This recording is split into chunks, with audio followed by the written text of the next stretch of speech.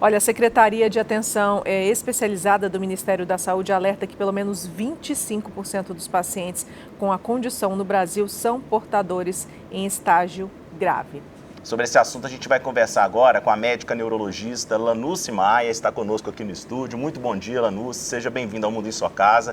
Lanuce, explique para a gente primeiro a questão da epilepsia, quais os principais sintomas, como identificar essa doença? Primeiramente, bom dia, obrigada pelo convite.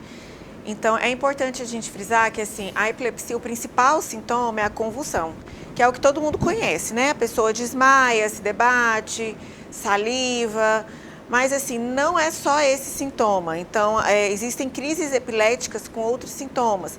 Às vezes a pessoa perde a consciência, mas continua andando, falando. Às vezes a pessoa tem um movimento só de um lado do corpo. Pode ficar só com uma tontura. Então, sempre que tiver algum sintoma estranho, né, que você perceba que não é o normal, não é o habitual, é bom procurar e se informar se aquilo pode ser um quadro de epilepsia. Esses sintomas ou a epilepsia, ela pode ser manifestada, ela se manifesta na infância, na adolescência, tem uma época em específica ou não? Então, as síndromes epiléticas, elas vão se manifestar na maior parte das vezes na infância.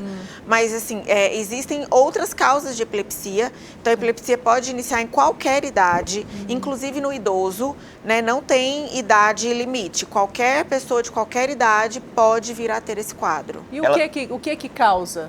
Então, as síndromes epiléticas, na maioria, são genéticas, por isso que se inicia na infância. Mas, assim, vamos supor que a pessoa bateu a cabeça, fez uma lesão cerebral. Ela pode ter uma epilepsia secundária a isso. Ou um tumor, ou qualquer outra lesão cerebral, às vezes um pique hipertensivo que causou uma lesão dos neurônios. Então, assim, são inúmeros fatores e muitas vezes a gente nem sabe exatamente a causa. A epilepsia tem cura ou ela pode ser apenas controlada, doutora? Alguns casos pode ter cura, outros não. Então, a gente tem algumas epilepsias aí da infância, que a gente faz o tratamento na infância, depois a gente suspende a medicação e fica bem. Mas, infelizmente, a maioria vai ter que fazer o acompanhamento para o resto da vida. E aí isso inclui, esse acompanhamento é tomar medicação para o resto da vida? Sim, a gente faz o tratamento com medicação e o acompanhamento médico, com exames, né? A gente sempre tem que estar acompanhando. Não é só passar um remédio e toma o resto da vida que tá bom. Então, sempre a gente, às vezes, tem que trocar, modificar a medicação. Existem tipos de epilepsia, doutora? Parcial e total? Sim, existem tipos de crise, né? Então, existe a crise focal e a crise generalizada. Então, a crise focal, ela vai se iniciar em alguns neurônios. E a crise generalizada, ela já é uma crise que vai para o cérebro inteiro. Então, a gente separa, inclusive as medicações, existem algumas mais indicadas para epilepsia focal e algumas mais indicadas para epilepsia generalizada. Aí a gente está falando das crises, né, e da doença. Ele é desencadeado por alguma coisa? O que é que acontecem as crises de epilepsia, assim? O porquê disso? É uma descarga, né?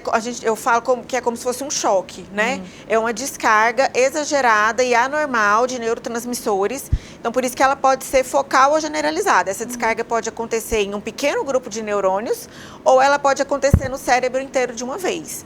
Então, pode ser por alguma etiologia genética, a pessoa já nasce com essa tendência, ou a pessoa pode ter tido uma lesão no cérebro e é como se fosse, eu falo assim, que o nosso cérebro é como se fosse um circuito elétrico. Quando você tem uma lesão de neurônio, é como se tivesse uma falha naquele circuito e aí acaba que a corrente elétrica ela passa de uma maneira errada. E aí vem essa descarga elétrica que seria a crise epilética. Entendi. Doutora Lanuce, muito obrigado então pela sua participação aqui no estúdio. Um bom dia, até a próxima. Eu que agradeço o convite, bom dia a todos e boa semana. Obrigada.